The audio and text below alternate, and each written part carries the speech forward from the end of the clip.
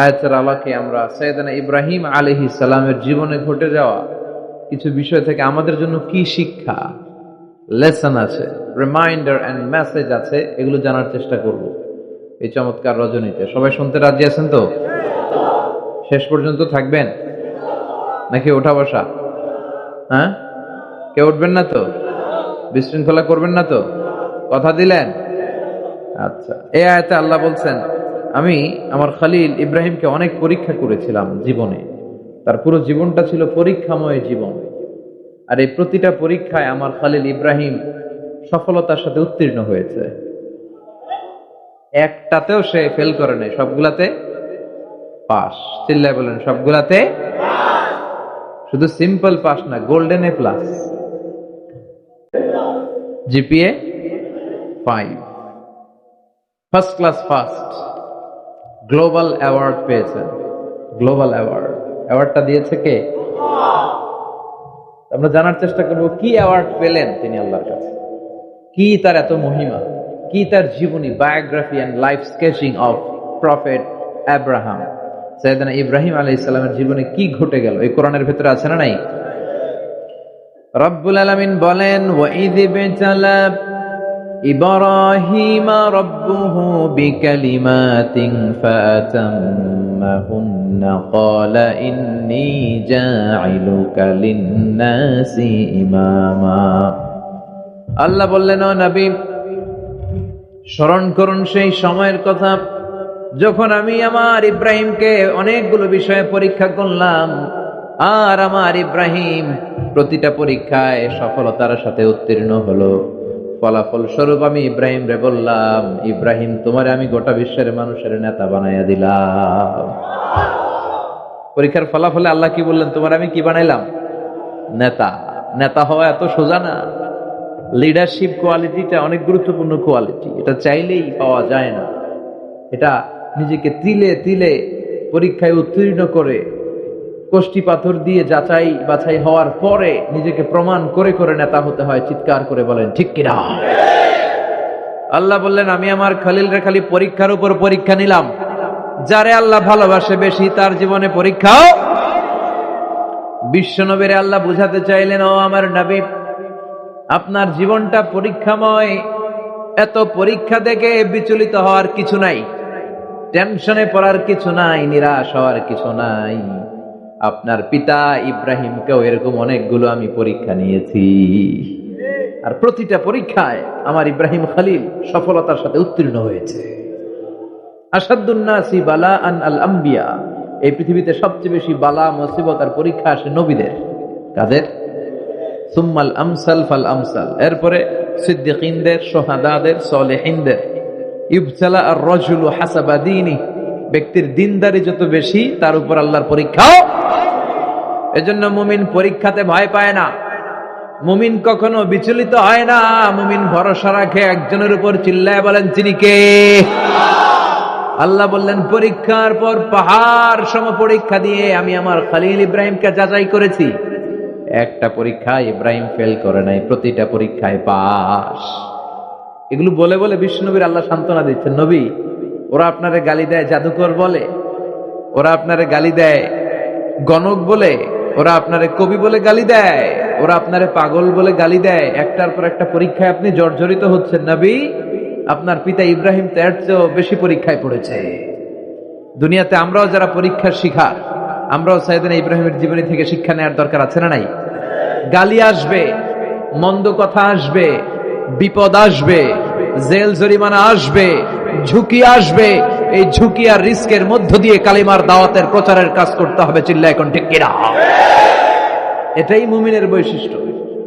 ঝুঁকি, বিপদ, পরীক্ষা, বালা মুসিবত, এগুলো মুমিনের লক ছাড়ে না, পিস ছাড়ে না। কারণ মুমিনরে পছন্দ করে কে? মুমিন খুব ভালো করেই জানে বিপদের পরে বিজয় দান করবে কে।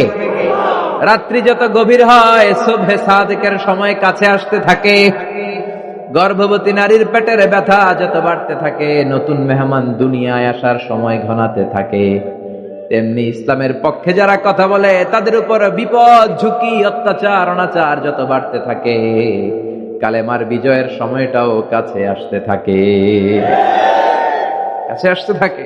এই নাজরানা আমাদেরকে দিতে হবে। পরীক্ষায় আমাদেরকে সাইয়েদনা ইব্রাহিমের মতো উত্তীর্ণ হতে হবে। জালিমরা বেশি দিন থাকতে পারে না, এটা ইতিহাস সাক্ষী। কথা বলেন। যারা জুলুম করে তাদের জন্য তো সাহায্য নাই, যারা মাজলুম তাদের জন্য সাহায্য। বদরের প্রান্তরে 313 জন মাত্র দরিদ্র গরিব মাজলুম সাহাবী, তাদের জন্য আকাশ থেকে ফেরেশতা দিয়ে নুসরাত সাহায্য করেছে কে? তার মানে মাজলুম আল্লাহর পক্ষে আর জালিমের বিপক্ষে, ঠিক কি না? জালিমের জন্য কোনো সাহায্য নাই, বরং দুনিয়ায় যারা জুলুম করে তাদের ক্ষমতা বেশি দিন থাকে না। ফেরাউন বেশি দিন থাকে নাই, থাকছে? নমরুদ বেশি দিন থাকে নাই, থাকছে? থাকতে পারে না। যারা দুনিয়াতে রক্ত ঝরায় এরা থাকতে পারে না, বরং যাদের রক্ত ঝরে তাদেরকে আল্লাহ বিজয় দিয়ে দেয়। আর যারা রক্ত ঝরায় এদের শেষ রক্ষাও হয় না, এরা জান নিয়ে পালাবার সুযোগ পায় না। কথা বলেন। এজন্য পরীক্ষা আসলে মুমিন ভয় পাবে। মুমিনের হৃদয়ে ভয় আছে কার? চিল্লায় বলেন। আল্লাহর ভয় নিয়ে থাকতে হবে। সাইয়েদনা ইব্রাহিমকে একটার পর একটা পরীক্ষায় আল্লাহ ফেলেছেন, একটার পর একটা পরীক্ষায় আল্লাহ ফেলেছেন, কিন্তু এই পরীক্ষায় তিনি গোল্ডেন এ প্লাস। সুবহানাল্লাহ পড়েন। রব্বুল আলামিন বলেন, ওয়া ইয বিতালা ইব্রাহিম রাব্বুহু বিকালিমাতিন ফাতাম্মাহুন্না ক্বালা ইন্নী জাইলুকা লিন-নাসি ইমামা। ও খলিল, একটার পর একটা পরীক্ষা আমি তোমার জীবনে নিয়েছি। বিশ্বনবীরে বললেন, আমার ইব্রাহিমের উপর একটার পর একটা পরীক্ষা আমি নিয়েছি। ইব্রাহিম প্রতিটা পরীক্ষায় পাস। আর খুশি হয়ে আমি বললাম, ইব্রাহিম আমি তোমার নেতা বানায় দিলাম। আল্লাহ put Sayyidina Ibrahim in some tests and trials, and Sayyidina Ibrahim successfully overcome all the tests. Allah said, Ibrahim, I'm gonna make you the leader. Ibrahim আমি তোর লিডার বানায় দিব। এই ফলাফল স্বরূপ তোমার আমি গোটা বিশ্বের নেতা বানায় দিব। I'm gonna make you the leader. এজন্য সাইয়েদনা ইব্রাহিমকে নেতা বানায় দিলেন কে? একটার পর একটা পরীক্ষা তিনি দিয়েছেন। একটাও সাধারণ পরীক্ষা ছিল না, সব ভয়ঙ্কর পরীক্ষা। পরীক্ষাগুলো ছিল অগ্নি পরীক্ষা। পরীক্ষা নাম্বার 1 ইলকাউহু ফিন্নার, আগুনের পরীক্ষা। নমরুদ বলে, ইব্রাহিম ঈমান ত্যাগ করো, না হলে আগুনে ফেলবো। কোথায় ফেলবো? সাইয়েদনা ইব্রাহিম বলে, আমার জীবন যাবে কিন্তু ঈমান যাবে। ঈমানের পথে অবিচল থেকে আমার মরণ যেন হয়। তোমারই কাছে মিনতি আমার, তোমারই কাছে মিনতি আমার, মহামহিম দয়াময়। ঈমানের পথে অবিচল থেকে আমার মরণ যেন হয়। পড়ে না আমিন। নমরুদ বলে, ইব্রাহিম ঈমান ছাড়ো, তা না হলে আগুনে ফেলবো। ইব্রাহিম বলে, জীবন যাবে কিন্তু ঈমান যাবে। তার মানে পরীক্ষায় পাস। আগুনে ফেলে দেয়া হলো, ঈমান হারা করতে পারে নাই নমরুদ। তার মানে আগুনের পরীক্ষা মানে কি ফেল না পাস? পরীক্ষা নাম্বার 1। পরীক্ষা নাম্বার 2 আল্লাহ বললেন, ইব্রাহিম কলিজার টুকরা সন্তান ইসমাইলকে আর প্রিয়তমা স্ত্রী হাজারকে মক্কার ধুধু প্রান্তরে রেখে আসো, যেখানে কোনো মানুষ নাই, কোনো পাখি নাই, কোনো প্রাণী নাই, কোনো খাওয়ার পানিও নাই, কেউ নাই, জনমানব শূন্য এলাকার মধ্যে। ফ্যামিলির সবাইকে রেখে আসো, ইসমাইলরেও রেখে আসো, হাজারকেও রেখে আসো। কোনো টু শব্দ করলেন না। সাইয়েদনা ইব্রাহিম কিছু জিজ্ঞেসও করলেন না, বলার সাথে সাথে ওনার স্ত্রী আর কলিজার টুকরা বাচ্চাটারে মক্কার ধুধু প্রান্তরে রেখে দিয়ে আসলেন। এই পরীক্ষায়ও, কথা বলেন, এই পরীক্ষায়ও আমাদেরকে যদি আল্লাহ বলে, যাও তোমার সন্তান তোমার স্ত্রীকে রেখে আসো সাহারা মরুভূমিতে, পারবেন? হ্যাঁ, কি পরীক্ষা দিয়ে আল্লাহ প্রিয় হয়েছে। তার মানে আগুনের পরীক্ষায় পাস, ফ্যামিলি বিসর্জন দেওয়ার পরীক্ষায় পাস। এবার আল্লাহ দেখলেন সাইয়েদনা ইব্রাহিমের হৃদয়ের মধ্যে ইসমাইলের জন্য ভালোবাসা বেশি না কম? কত বেশি জানেন? সাইয়েদনা ইসমাইল যখন দুনিয়াতে এসেছে তখন সাইয়েদনা ইব্রাহিম আলাইহিস সালামের বয়স ছিল 86। কত? আপনাকে বাগেরহাটে 86 বছর বয়সে কারো বাচ্চা কাচ্চা হয়? হ্যাঁ, আছে এরকম পালোয়ান? আছে কেউ? নাই। সাইয়েদনা ইসমাইল যখন এসেছে দুনিয়ায় তখন সাইয়েদনা ইব্রাহিমের বয়স কত ছিল? 86। তার মানে 86টা বছর আল্লাহর কাছে কাঁদছে আর দোয়া করছে, আল্লাহ একটা সন্তান দাও দাও দাও, দেয় নাই। 86 বছর বয়সে যে সন্তানটা দিল, ওই সন্তানের প্রতি মায়া, দরদ, মোহব্বত, ভালোবাসা বেশি না কম? আল্লাহ দেখতে চাইলেন এই ছেলের জন্য মায়া বেশি নাকি আল্লাহর জন্য বেশি। আল্লাহ ডেকে বললেন, ইব্রাহিম, দেখি হৃদয়ে কার জন্য দরদ আর ভালোবাসাটা বেশি। যাও আমার সন্তুষ্টির জন্য 86 বছর বয়সে পাওয়া কলিজার টুকরা দুধের বাচ্চা ইসমাইলকে জবাই করে আমার খুশি অর্জন করো। জবাই করো, স্যাক্রিফাইস করো, আমার জন্য উৎসর্গ করো। বলতে দেরি, ছুরি নিয়ে গলার মধ্যে ছুরি চালাতে 1 সেকেন্ডও দেরি করে নেই। সুবহানাল্লাহ পড়ে। তার মানে এই পরীক্ষায়ও আল্লাহ বললেন, ক্বাদ সাদ্দাকতার রুইয়া ইন্না কাযালিকা নাজজিল মুহসিনিন। ইব্রাহিম, ছুরি আর চালায়ও না। ইসমাইলকে মারা আমার উদ্দেশ্য না, তোমার হৃদয়টা দেখা উদ্দেশ্য। এই ইসমাইল মরে গেলে তো সব ঘটনা উলট পালট লেগে যাবে, কারণ আখিরি জামানার পয়গম্বর বিশ্বনবী মুহাম্মদ রাসূলুল্লাহ ইসমাইলের বংশে পৃথিবীতে আগমন করবে। চিল্লা এখন ঠিক কিনা? ইসমাইলকে বাঁচিয়ে রাখা আল্লাহর জন্য ওয়াজিব, আল্লাহ নিজের জন্য এটাকে আবশ্যক করেছেন। সুবহানাল্লাহ পড়েন। ইমাজিন কি স্যাক্রিফাইস তিনি করেছেন। প্রতিটা পরীক্ষায় পাস। পরীক্ষা নাম্বার 4, আল্লাহ বললেন, ইব্রাহিম, আগুনের পরীক্ষায় পাশ করলাম, পরিবার বিসর্জনের পরীক্ষায় পাশ করলা, সন্তান বিসর্জনের পরীক্ষায় পাশ করলা, এখন তোমার আমি একটা গুরু দায়িত্ব দেব রে ইব্রাহিম। অনেক বড় দায়িত্ব, পারবা কিনা বলো? সাইয়েদনা ইব্রাহিম বলে, লাব্বাইক। সুবহানাল্লাহ পড়ে। কি দায়িত্ব আল্লাহ? তোমারে আমি হজ প্রোগ্রামের এমডি বানাই দিলাম, managing director of Hajj program. হজের এমডি, তুমি হজের কাফেলা করো, তুমি হজের বন্দোবস্ত করো, দেখি এইটাতে তুমি কতটুকু সাকসেসফুল হতে পারো। সুবহানাল্লাহ পড়েন। সাইয়েদনা ইব্রাহিম বললেন, আল্লাহ কি কি করতে হবে খালি কন। আল্লাহ বলল, প্রথমে আমার ঘর বানাও, কারণ হজ করতে হলে আল্লাহর ঘরের দরকার আছে না নাই? وَإِذْ يَرْفَعُ إِبْرَاهِيمُ الْقَوَاعِدَ مِنَ الْبَيْتِ وَإِسْمَاعِيلُ رَبَّنَا تَقَبَّلْ مِنَّا إِنَّكَ أَنْتَ السَّمِيعُ الْعَلِيمُ। সুবহানাল্লাহ পড়ে। সাইয়েদনা ইব্রাহিম, সাইয়েদনা ইসমাইল বাপ বেটা মিলে কাবা ঘর বানাতে শুরু করলো। পাথর কেটে কাবা ঘর বানাতে শুরু করলো। একের পর এক পাথরের সাথে পাথর জোড়া লাগিয়ে আল্লাহর প্রথম ঘর, আউয়ালু বাইতি উদিআ লিন-নাস লাল্লাযী বিবাক্কাতা মুবারাকা, পৃথিবীর প্রথম ঘরটা তিনি পুনর্নির্মাণ করতে শুরু করলেন। ঘর বানানো শেষ। এবার আল্লাহ বললেন, ঘরটারে ঝাড়ু দাও। কি দাও? জোরে কোন, কি দাও? আল্লাহর ঘর ঝাড়ু দেওয়া অনেক সওয়াবের কাজ। দিছেন কেউ কোনোদিন?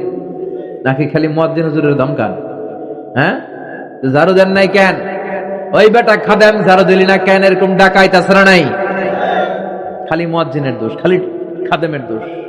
মসজিদের খাদেম আমরা সবাই।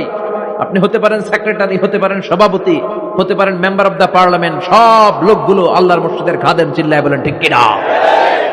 আপনি ঝাড়ু দেন একবার, আপনি মসজিদ পরিষ্কার করেন। মসজিদ ঝাড়ু দিলে আপনার হৃদয়টারে প্রশান্ত করে দিবে কে? মসজিদেরি ঝাড়ু বারদার হোক আমারে হাত, শোনো আমারে মুনাজাত, শোনো শোনো ইয়া ইলাহি আমারে মুনাজাত, শোনো আমারে মুনাজাত। পড়েন আমিন। এবার বাপ বেটা মিলে ঝাড়ু দিতে শুরু করলেন। আল্লাহ বললেন, তাহহিরা বাইতিয়া লিত-তাইফিনা ওয়াল-আকিফিনা ওয়ার-রুক্কা'ইস সুজুদ। ইব্রাহিম, ইসমাইল বাপ বেটা মিলে কাবা ঘর ঝাড়ু দাও। ঝাড়ু দিলেন, তাহলে কাবা ঘর বানানো শেষ, ঝাড়ু দাও।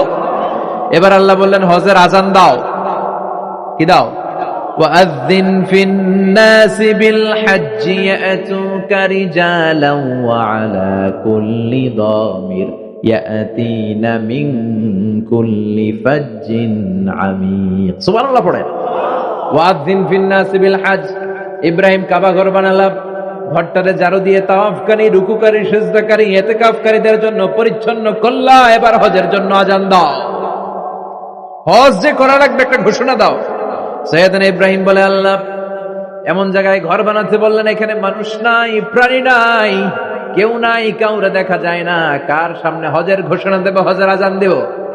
কাউরে তো আমি দেখি না। আল্লাহ বললেন, ইব্রাহিম তুমি একটা বড় পাথরের উপরে দাঁড়িয়ে হজের ঘোষণা দাও। দুনিয়ায় অবস্থিত সবগুলো মানুষের কানের মধ্যে ওই আজানের ঘোষণা আমি আল্লাহ পৌঁছে দেব। উনি দাঁড়িয়ে আজান দিলেন, ইয়া আইয়ুহান নাস ইত্তাখাযাল্লাহু বাইতান লিল হজ। আল্লাহ হজের জন্য একটা ঘর বানিয়েছেন, আসো আসো, যাদের সামর্থ্য আছে এসে হজ করে যাও। তখন পৃথিবীতে যত লোক ছিল প্রতিটা মানুষের কানের ভেতরে আল্লাহ ওই আজানের ধ্বনি পৌঁছে দিয়েছে।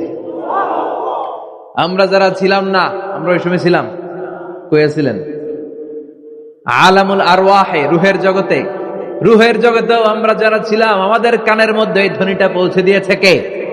ওই রুহের জগতে থাকা অবস্থায় যারা আমরা লাব্বাইক বলে আওয়াজ করতে পেরেছি, তাদের নাসিবে কাবা ঘর জিয়ারতের সুযোগ করে দিবে কে? যারা আমরা লাব্বাইক করতে পারছিলাম তাদের নসিবে কাবা ঘরের জিয়ারত আছে না নেই? তার মানে আল্লাহ বললেন হজের এমডি বানাইছে আল্লাহ, ম্যানেজিং ডাইরেক্টর। আল্লাহ বললেন কাবা ঘর বানাও, বানালেন। ঘর পরিষ্কার করো, করলেন।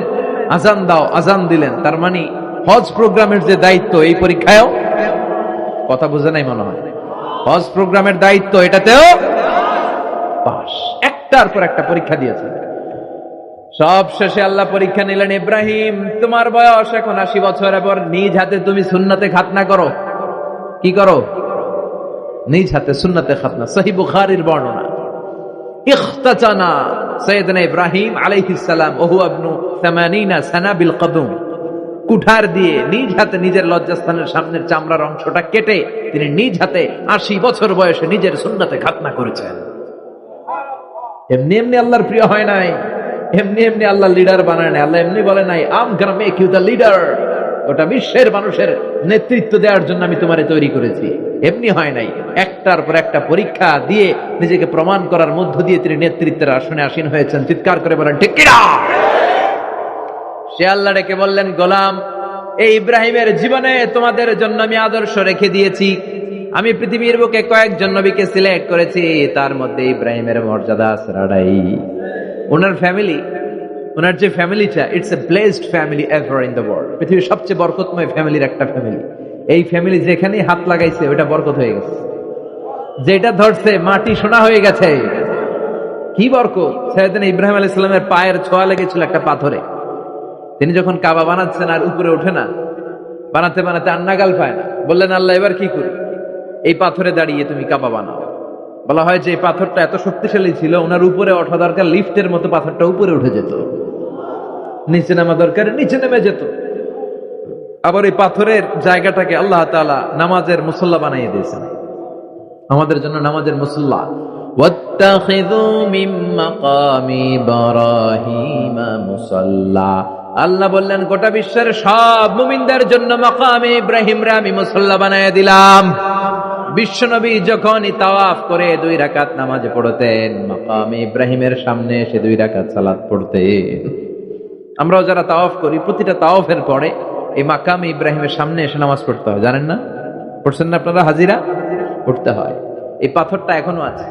দেখেন উনার স্মৃতিকে চির অম্লান করার জন্য, সাইয়েদনা ইব্রাহিমের শিক্ষাকে চিরস্মরণীয় করে রাখার জন্য ওনার ফুটপ্রিন্ট, পায়ের ছাপ যে পাথরে লেগেছে, এই পাথরটাকে কাবা ঘরের একেবারে পাশে 11 মিটার উঁচু একটা ছোট্ট গ্লাস ফিটিং করা, ডিজাইন করা মিনারার ভেতরে ওইখানে স্থাপন করা। যারা তাওয়াফ করে ওইটার পাশ দিয়ে তাওয়াফ করতে হয়, আর তাওয়াফ শেষ হলে ওইটার সামনে 2 রাকাত নামাজ পড়তে হয়।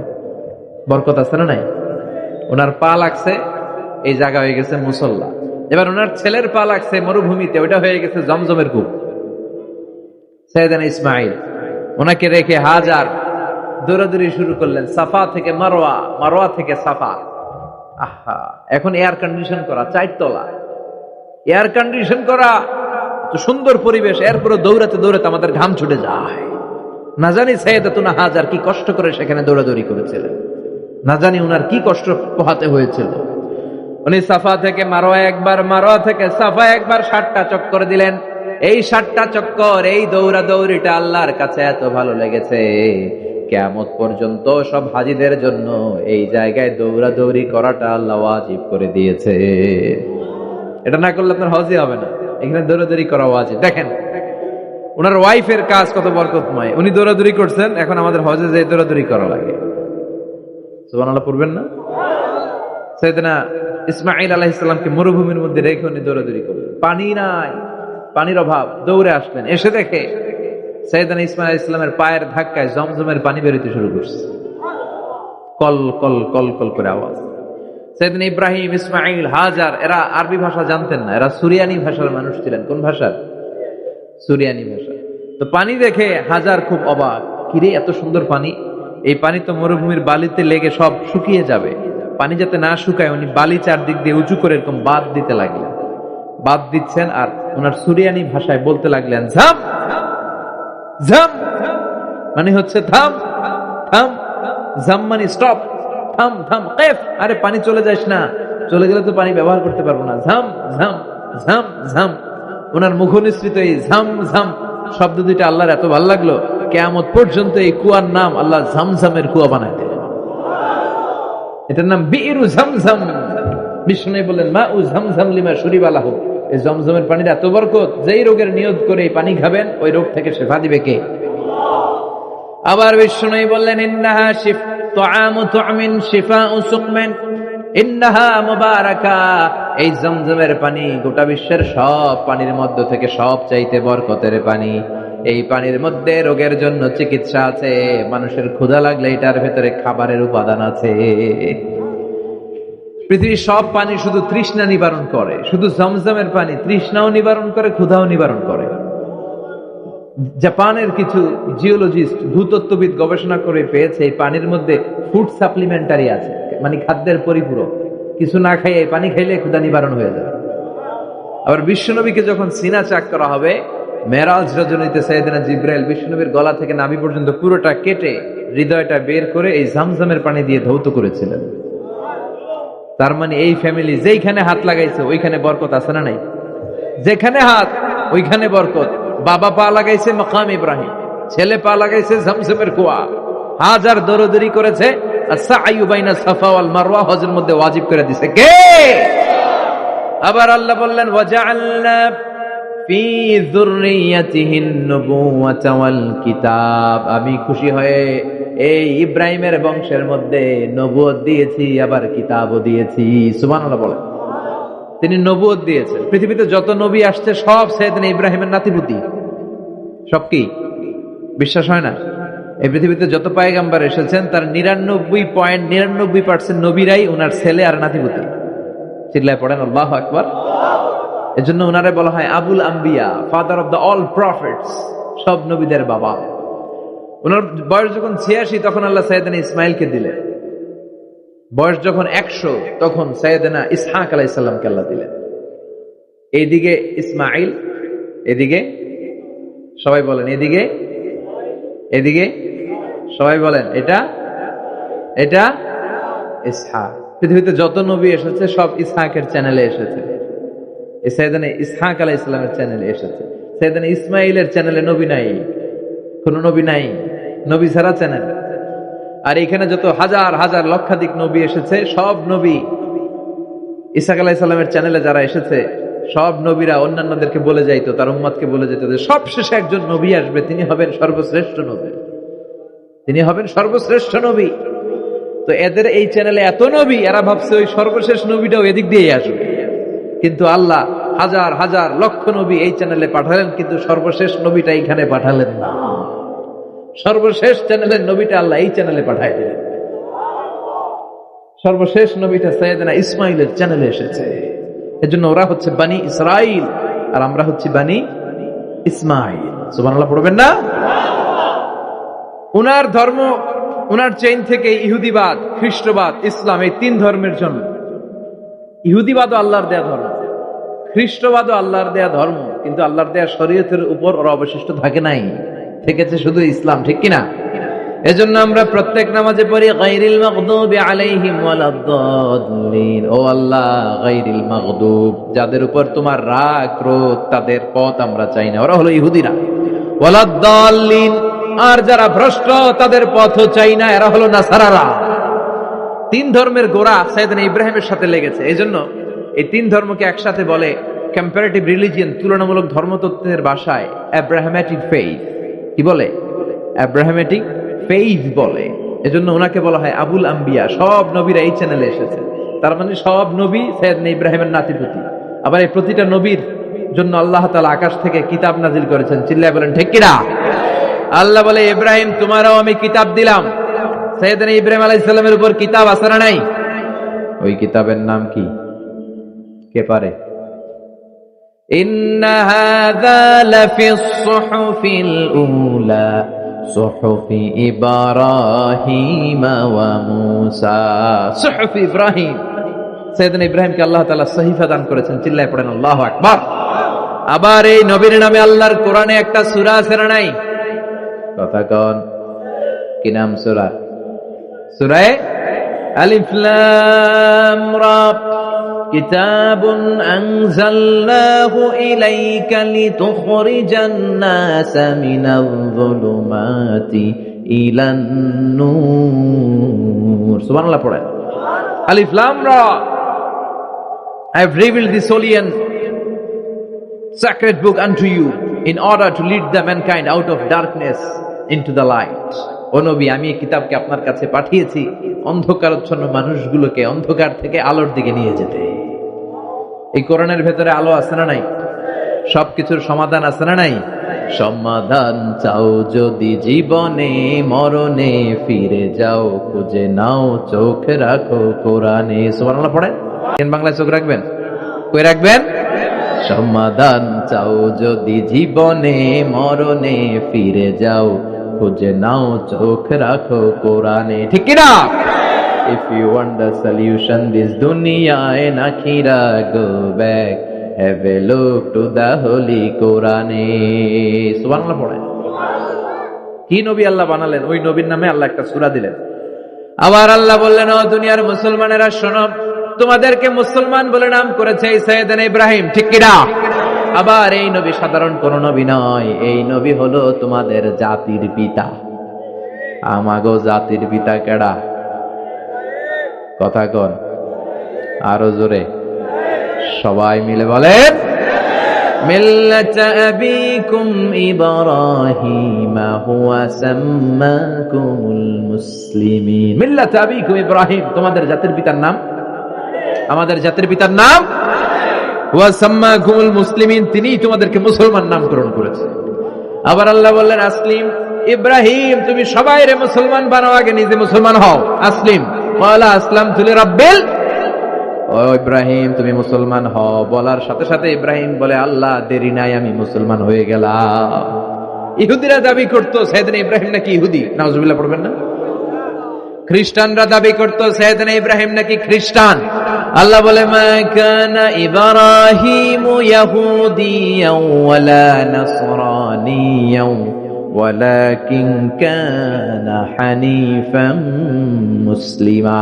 আল্লাহ বলে, আমার ইব্রাহিম ইহুদি নয়, আমার ইব্রাহিম খ্রিস্টান নয়, আমার ইব্রাহিম পাক্কা মুসলমান। হানিফান মুসলিমা, পাক্কা মুসলমান, ওনার ইসলামে কোনো সন্দেহ। এজন্য আল্লাহ খুশি হয়, ওনার একটা উপাধি দিলেন। উপাধিটা হলো লা হালিম। ইন্না ইব্রাহিম লা হালিমুন আওয়াহুম মুনিব। আমার ইব্রাহিম সহনশীল, আমার ইব্রাহিম ভদ্র। সুবহানাল্লাহ বলেন। আমাদের বাংলাদেশে আমাদের মুসলমানদের মধ্যে এটার সবচেয়ে বড় অভাব, সহনশীলতা আমাদের নাই। কথা কয়, নিজে যেটা বুঝি ওইটাই। আমি তাবলীগ করি, আমি মনে করি আমি হক, বাকি সব বাতিল। এই সমস্যাগুলো বাগেরহাটে আছে না নাই? হ্যাঁ, আমি যদি জামাত ইসলাম করি, আমি মনে করি আমি হক, বাকি একটা দলর আমি হক বলতে চাই না। আছে না এরকম? আমি আহলে হাদিস, তো আমি হক, আর বাকি যা আছে সব বাতিল। আমি কওমি, তো আমি ভালো, আলিয়া সব খালিয়া। কথা কন। আবার আমি আলিয়া, আমি ভালো, কওমিয়া সব শেষ। এই ঠেলা ঠেলে দেশে আছে না নাই?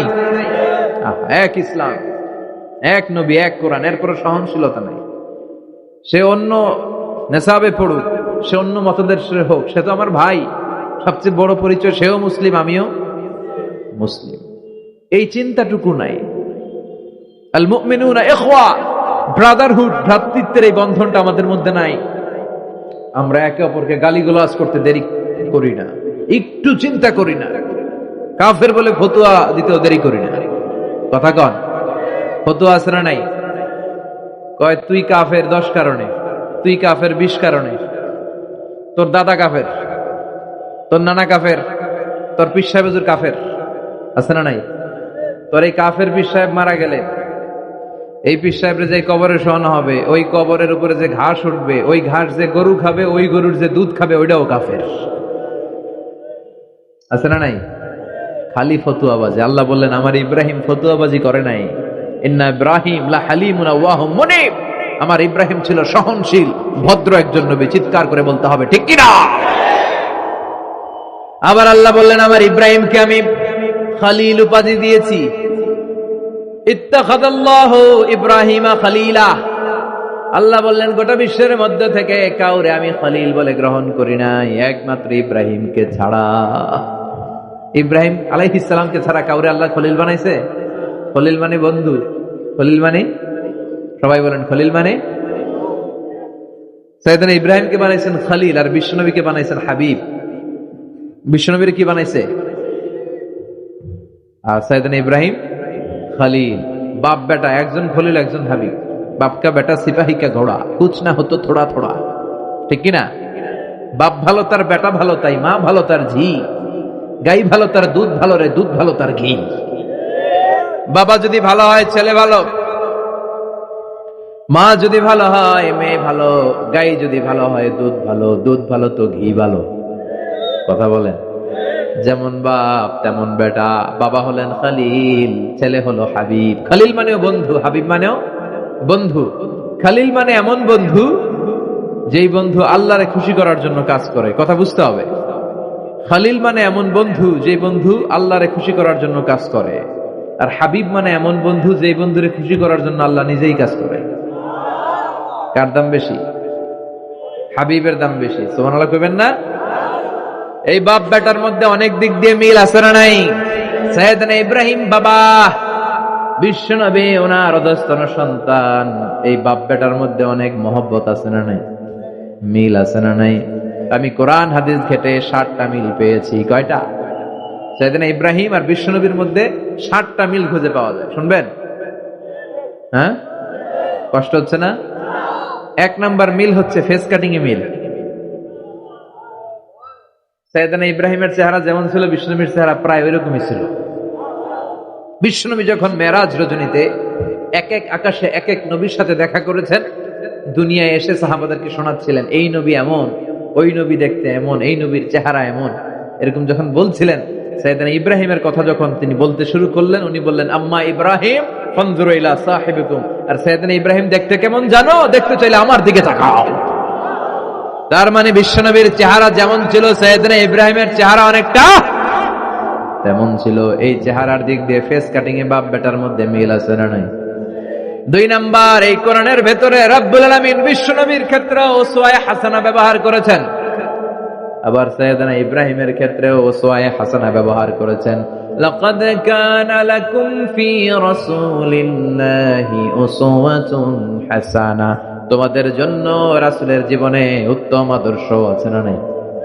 আল্লাহ রাসূলের ক্ষেত্রে আল্লাহ বললেন উসওয়ায়ে হাসানা, আবার সাইয়েদনা ইব্রাহিমের ক্ষেত্রেও বললেন উসওয়াতুন হাসানা ফি ইব্রাহিম, ইব্রাহিমের জীবনেও উসওয়ায়ে হাসানা আছে। উসওয়ায়ে হাসানা মানে নিদর্শন বা মডেল, আমাদের অনুকরণীয় ব্যক্তিত্ব। আমাদের অনুকরণীয় ব্যক্তিত্ব হচ্ছে নবীরা, কবিরা না। কথা কন, কবিরা আমাদের মডেল না নবীরা? নায়করা আমাদের মডেল না নবীরা? সালমান খান আমাদের মডেল নয়, শাহরুখ খান মডেল নয়, ঋত্বিক রোশন আমাদের মডেল নয়, কোন নায়ক নায়িকা গায়ক গায়িকা ডান্সার সেলিব্রিটি আমাদের মডেল নয়। আমাদের মডেল হচ্ছে বিশ্বনবী, আমাদের মডেল হচ্ছে সাইয়েদনা ইব্রাহিম। চিল্লায় বলেন ঠিক কিনা? এজন্য আল্লাহ কোরআনের মধ্যে দুজনের ক্ষেত্রেই বললেন উসওয়ায়ে হাসানা, দুইজনই উত্তম আদর্শ। কয়টা মিল পাইলেন? মনোযোগ নাই? মনোযোগ আছে না গেছে? 3 নাম্বার মিল, এই দুইজন নবী ছিলেন উলুল আজমি মিনার রুসুল। এই দুনিয়ায় যতগুলো নবী এসেছে তার মধ্যে 5 জন নবী ছিল শ্রেষ্ঠ। এই 5 জনের মধ্যে বাপ বেটা আছে না নাই?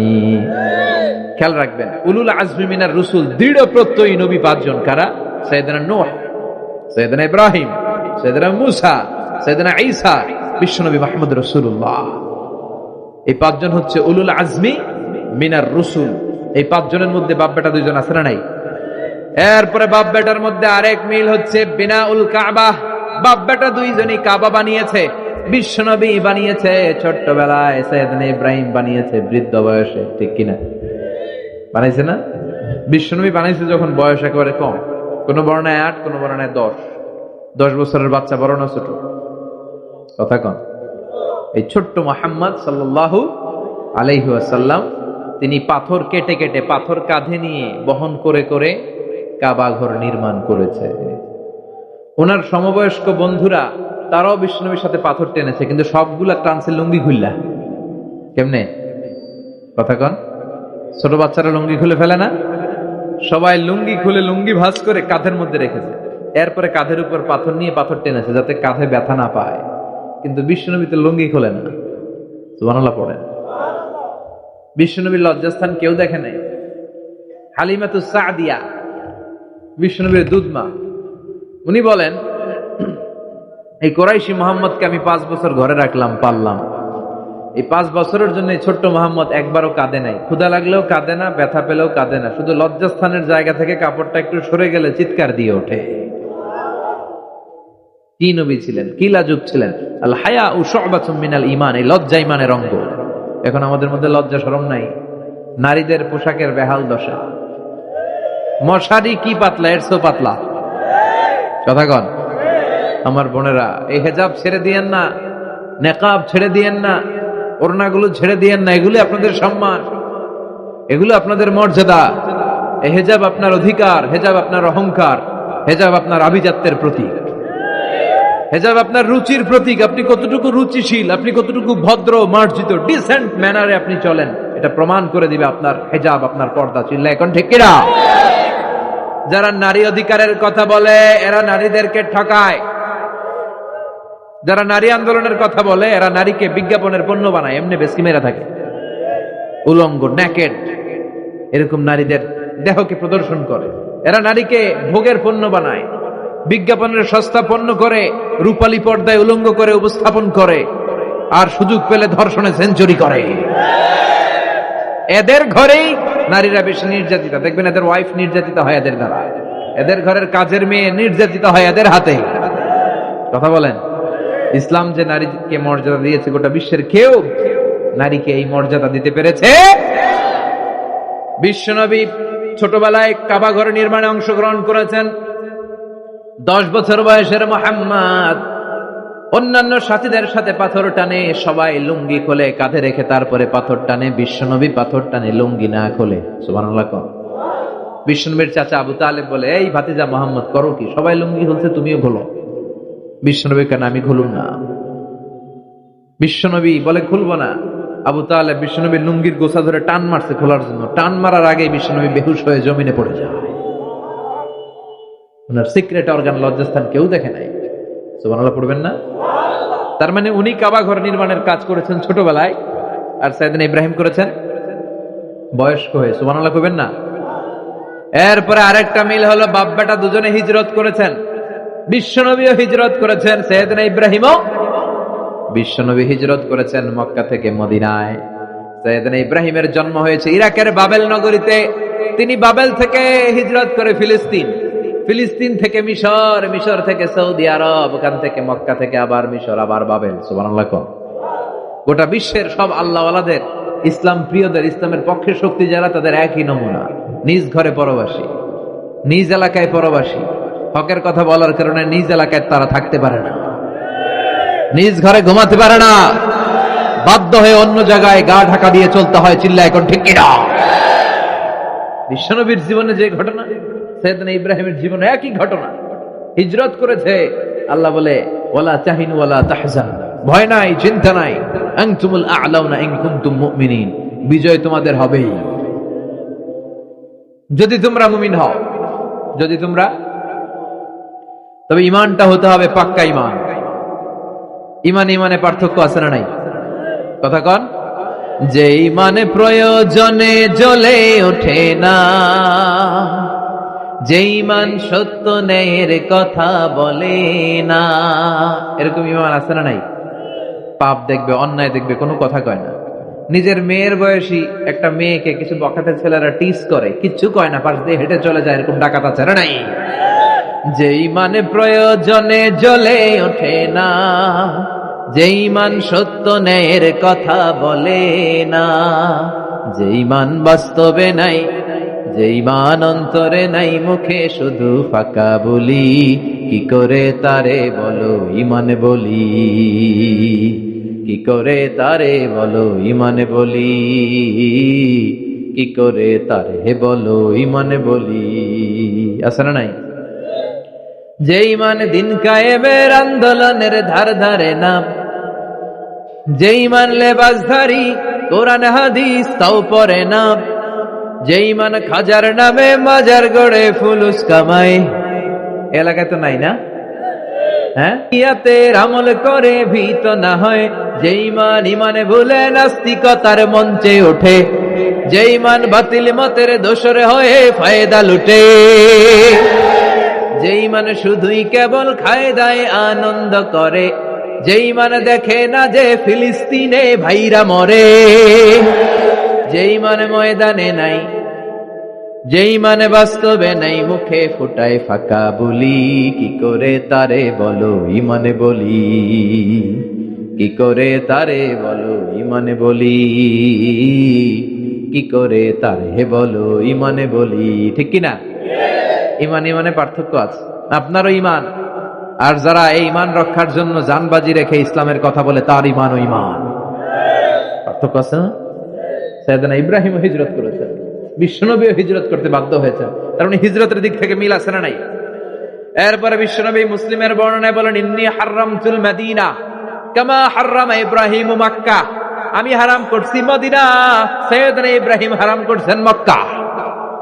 মক্কা মদিনা দুইটাই কিন্তু হারাম, জানেন? মক্কা মদিনার চারদিকে হুদুদুল হারাম আছে, হারামের বাউন্ডারি। এই জায়গায় মারামারি করা যায় না, কিলাকিলি ঘুষাঘুষি কিছু করা যাবে? হত্যাকারীও যদি এই হুদুদুল হারামের ভিতরে ঢুকে, সৌদি পুলিশ ওখানে ওরা অ্যাটাক করতে পারবে না, ওরা ছলে বলে কৌশলে হুদুদুল হারামের বাউন্ডারির বাইরে আনবে, এরপরে মারে। কথা বুঝা নেই? এটার ভিতরে মারামারি নাই। তো এই হুদুদুল হারামের বাউন্ডারি বেঁধে দিয়েছেন মক্কায় সাইয়েদনা ইব্রাহিম, আর মদিনায় বেঁধেছেন বিশ্বনবী। বাব্বাটা মিল আছে না নাই? এরপরে আমরা প্রত্যেক নামাজের শেষ বৈঠকে এমন একটা দুরুদ পড়ি, ওই দুরুদের মধ্যে বাব্বাটা দুইজনের দোয়া আছে না নাই? এই দুরুদটারে সাইয়েদনা ইব্রাহিমের নামে ডেডিকেট করেছে কে?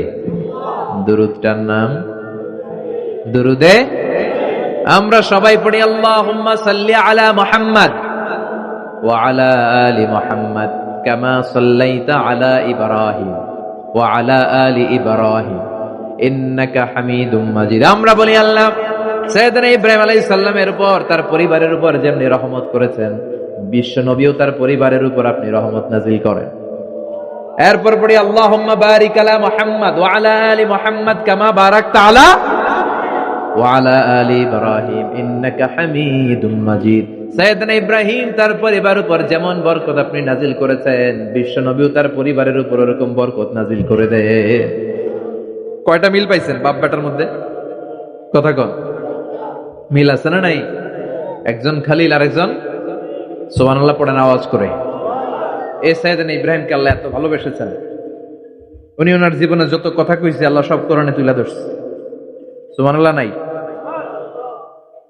যত কথা বলছে, বিষয়টা অনেক ইন্টারেস্টিং না? উনি ওনার নিজের সাথে যত কথা বলছে, এই কথা কোরআনে আছে না নেই? সাইয়েদনা ইব্রাহিম আল্লাহর সাথে যা যা কইছে কোরআনে আছে না নেই? ওনার বাপের সাথে যা কইছে, ওনার এলাকার লোকদের সাথে যা বলছে, ওনার ছেলে ইসমাইলের সাথে যা বলছে, নমরুদ কুখ্যাত সন্ত্রাসী, ইন্টারন্যাশনাল সন্ত্রাস, নমরুদের সাথে যে কথাবার্তা হয়েছে, এগুলো কোরআনে আছে না নাই? তাহলে কি নবী এটা? কি নবী রে ভাই? উনি জীবনে যার সাথে যা কথা কইছে সব কোরআনের ভিতরে তুলে ধরেছে কে? আল্লাহ বলে, এই নবী আমার এমন প্রিয় নবী, এই নবী জীবনে যা বলেছে সব আমি কোরআনে তুলে ধরলাম। আল্লাহু আকবার। উনি কার সাথে কি কথা বলেছে শুনবেন? শুনতে মনে চায় নাকি কষ্ট হচ্ছে? দোয়া করে শেষ করে দেই, আগ্রহ আছে এখনো?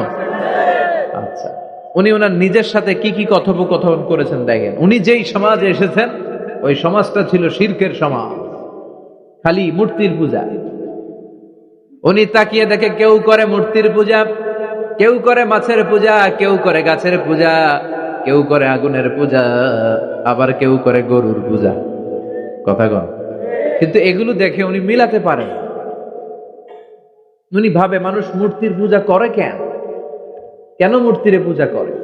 প্রিয় ভাইরা, কানগুলো একটু খাড়া করে শুনেন আর মনোযোগী হন আর বোঝার চেষ্টা করেন। এই যে মূর্তির যারা পূজা করে, কেন পূজা করে? নিজেই মূর্তিটারে বানায়, নিজেই ডিজাইন করে, রং করে, এরপর মূর্তির সামনে দাঁড়ায় নম নম আছে না নাই? ওম নমো ভগবতী বাসুদেবায়া আছে না নাই?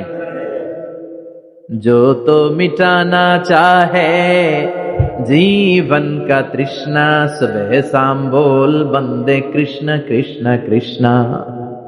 कृष्ण कृष्ण करे ना, बंदे मातरम, जय जय राम सीताराम जय जय, हरे कृष्ण हरे राम। আমার হিন্দু ভাইরা বলে না, এরাও আমাদের মাহফিলে আসে। এই যে আপনারা বলেন, একটু ভেবে দেখেন, উনি বানাইলো এই মূর্তিটারে, উনি বানালো, বানাই এবার উনি আবার ডাকে খোদা খোদা, আছে না নাই? তো ওইটা কেমনে আমনের খোদা? আমনে না ওইটার খোদা? যে যেটারে বানাইলো সেটার খোদা না? বুঝে শুনে উত্তর দিন। আমি কাদামাটি দিয়ে একটা মূর্তি বানাইলাম, তো এই মূর্তির স্রষ্টা আমি না আমার স্রষ্টা এটা? এটার বানাইছে কে? আমি বানাইছি, তাহলে আমি এটার খোদা না? একটু আকল খাটালেই বোঝা যায়। সাইয়েদনা ইব্রাহিমের মাথায় ধরে না। ঘটনা কি?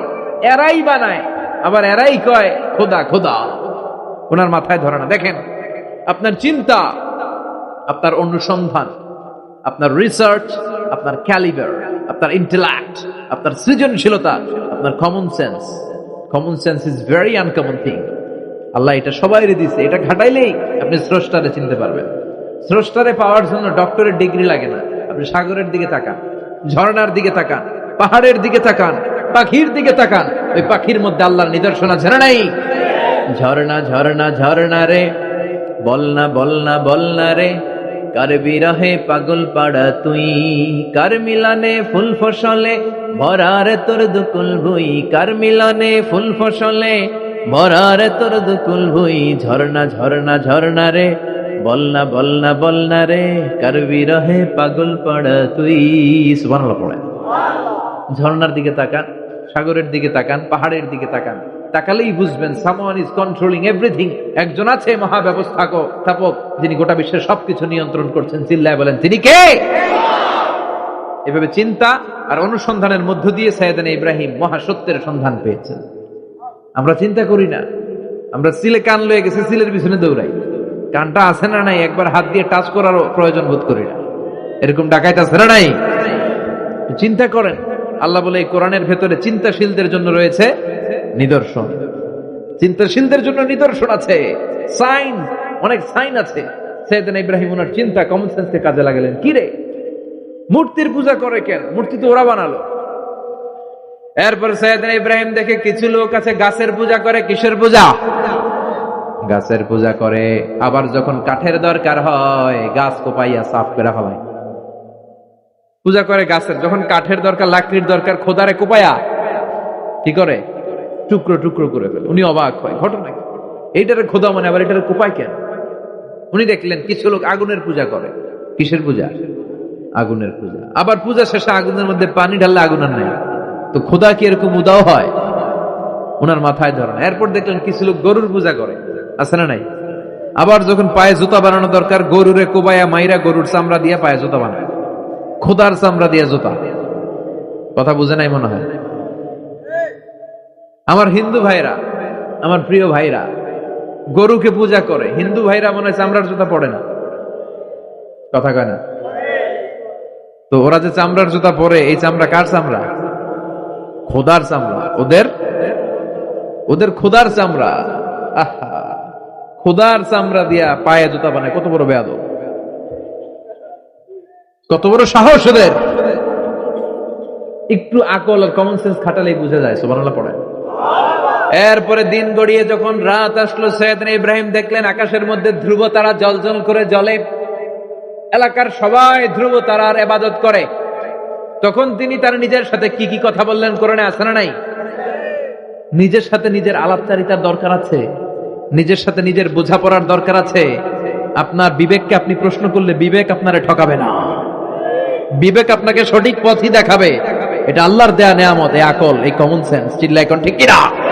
فلما جن عليه الليل رأى كوكبا قال هذا ربي فلما أفل قال إني لا أحب الآفلين। রাত্রিবেলা যখন সাইয়েদনা ইব্রাহিম তারা দেখলেন তারাটা অনেক সুন্দর, মনে মনে ভাবলেন তাহলে তারা মনে হয় আমার রব, এ ধ্রুব তারা মনে হয় আমার। ফালাম্মা আফালা ক্বালা ইন্নী লা উহিব্বুল আফিলিন। আবার যখন তারাটা অস্তমিত হয়ে যায়, সাইয়েদনা ইব্রাহিম কয় হায় হায়, খোদাই গেল কই? এতক্ষণ ভাবছি এটা খোদা, এখন দেখি হুদা। এতক্ষণ ভাবছি খোদা, এখন দেখি কি রে, তারারে ভাবছিলাম খোদা, এটা গেল কই? না না, যেটা যায় এটা আমার খোদা হইতে পারে না। فلما رأى القمر بازغا قال هذا ربي فلما أفل قال لئن لم يهدني ربي لأكونن من القوم الضالين। এরপর উনি চাঁদ দেখলেন, পূর্ণিমার চাঁদ। চাঁদ দেখে ভাবলেন এটা তারার চেয়ে বড়। চাঁদ দেখতে তারার চেয়ে বড় লাগে না? কথা কয় না? চাঁদ দেখে উনি ভাবলেন এটা আমার রব। আবার চাঁদ যখন অস্তমিত হয়ে যায়, তিনি বললেন তাহলে এটাও তো আমার রব হতে পারে না। আমার রব আমারে ছেড়ে কোথাও যেতে পারে? আমার রব যদি আমারে পথ না দেখায়, আমি তো গুমরাহদের মধ্যে শামিল হয়ে যাব। ফালাম্মা রাআ আশ-শামসা বাযিগাতান ক্বালা হাযা রাব্বি হাযা আকবার ফালাম্মা আফালাত قال يا قوم إني بريء مما تشركون। সুবহানাল্লাহ পড়ে। এরপরে সকালবেলা পূর্ব দিগন্ত থেকে দ্বিপ্রহরের জল জ্বলে সূর্যটা যখন গগন বিদারী আলো নিয়ে উপরে উঠলো, গোটা পৃথিবীটারে গরম করে ফেললো। গোটা পৃথিবীটারে নিজের অস্তিত্ব জানান দিয়ে মধ্য আকাশে ভর দুপুরে যখন বিরাট জল জ্বলে সূর্যটা সাইয়েদনা ইব্রাহিম দেখতে পেলেন, উনি বললেন হাযা রাব্বি, তাইলে এটা আমার রব, এটা সবচেয়ে বড়। হাযা আকবার, এটা সবচেয়ে বড়। সূর্য সবচেয়ে বড় না? উনি ভাবলেন তাইলে ধ্রুব তারা আমার রব হতে পারে না, চাঁদ আমার রব হতে পারে, কারণ এইটা সবচেয়ে বড়, এটা আমার রব। আবার বিকেল বেলা গোধূলি লগ্নে যখন দেখলেন সূর্যটাও পশ্চিম আকাশে ডুবে যায়, তিনি বলেন ও আমার কওমের লোকেরা, তোমরা যেসব জিনিসের পূজা করো আমি একটারও পূজা করি না। ইন্নী ওয়াজ্জাহতু ওয়াজহিয়া লিল্লাযী ফাতারাস সামাওয়াতি ওয়াল আরদা হানিফান ওয়া মা আনা মিনাল মুশরিকিন। তিনি বললেন আমি চাঁদের পূজা করি না, মাছের পূজা করি না, গাছের পূজা করি না, তারার পূজা করি না, সূর্যের পূজা করি না। আমি ওই আল্লাহর পূজা করি, ওই রবের পূজা করি যিনি আকাশ বানিয়েছেন, যিনি জমিন বানিয়েছেন। সুবহানাল্লাহ পড়েন। আমার চেহারাটা আমি তার দিকে ফিরালাম যিনি সব বানালেন।